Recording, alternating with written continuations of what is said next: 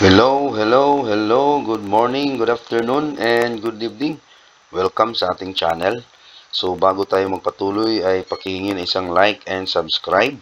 At huwag kalimutang pindutin ang notification bell para lagi tayong updated sa mga bagong upload natin. Okay, so our topic is about percentage decrease. Tapos na po tayo sa percentage increase. So, therefore, dito na tayo sa percentage decrease. So, percentage decrease measures the amount of decrease in comparison to the original value expressed as percentage. Since the value will give a negative numerator, you modify the formula, or we have to modify the formula. So, calculating the percentage decrease, this is the amount of decrease divided by original value times 100%. Okay? So, let's have example number 1. What is the percentage decrease if the value is 250 and the new value is 220? Okay, so yung formula ng percentage decrease, this is the amount of decrease, okay, divided by the original value, tapos multiply natin sa 100%. Itong amount of decrease, this is refers to the original value, okay, minus the new value. So, yung original value natin dito is 250. Minus natin sa new value na 220. So, this is 250 minus 220, that is 30. So, therefore, the percentage decrease, this is equal to 30 divided by original value na 250 times 100%. Okay, ngayon, i-divide natin ito. Pwede natin i-cancel yung 0 sa numerator at 0 sa denominator. Okay, so percentage decrease, that is 3 over 25 or 3 divided by 25 times 100%.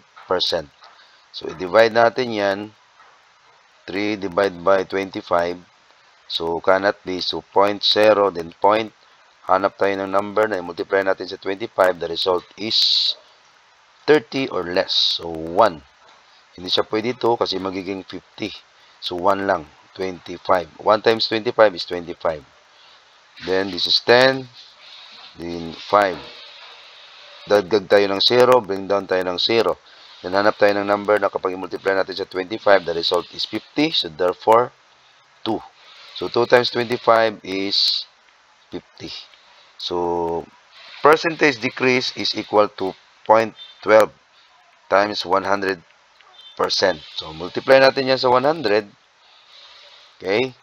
So, 0, 0, 2, 0, 0, 1. 0, 0, 2, 1. Then, yung decimal natin, dalawa. Yung decimal natin dito, nasa right side. So, move tayo ng dalawang place going sa left. 1, 2. So, magiging 12%. So, percentage decrease, that is equal to 12%. Or, pwede mo na lang i-move si 0.12 sa right 2 places. 1, 2. Okay? So, 12%. Ganun din yan. So, let's proceed to example number 2. The value of a brand new laptop worth of 45,000 nagiging 30,150 pesos after amount of use. What is the decrease in price? And what is the percent of decrease? Okay, yung decrease in price, this is refers to amount of decrease. So, percentage decrease is equal to amount of decrease over original value times 100%.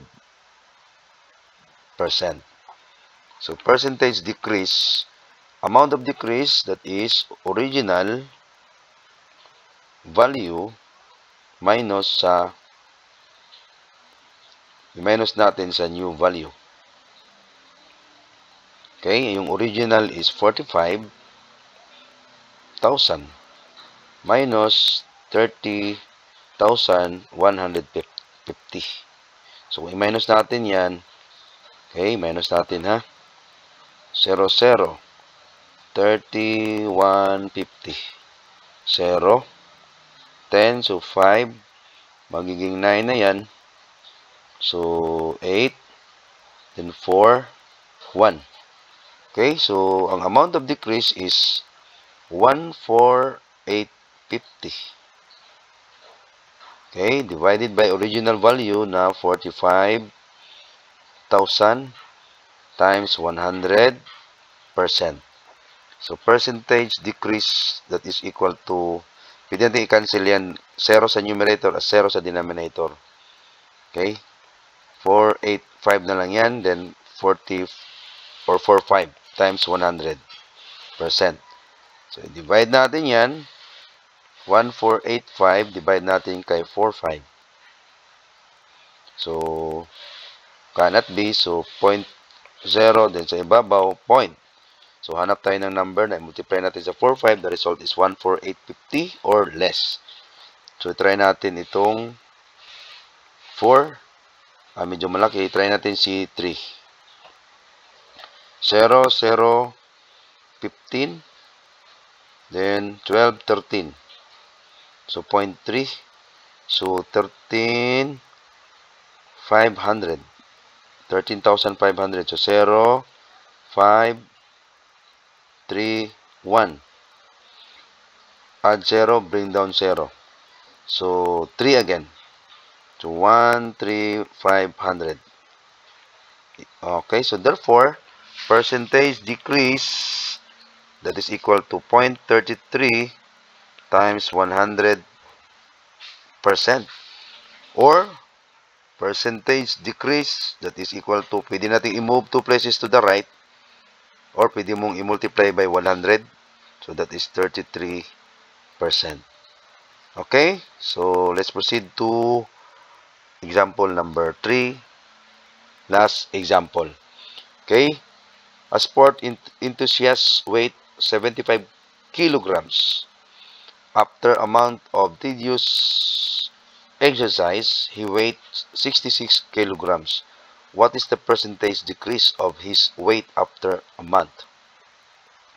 Okay, so ganun pa rin ang gagawin natin. Percentage decrease, that is equal to amount of decrease. Okay, divide natin kay original value. Tapos, i-multiply natin by 100%.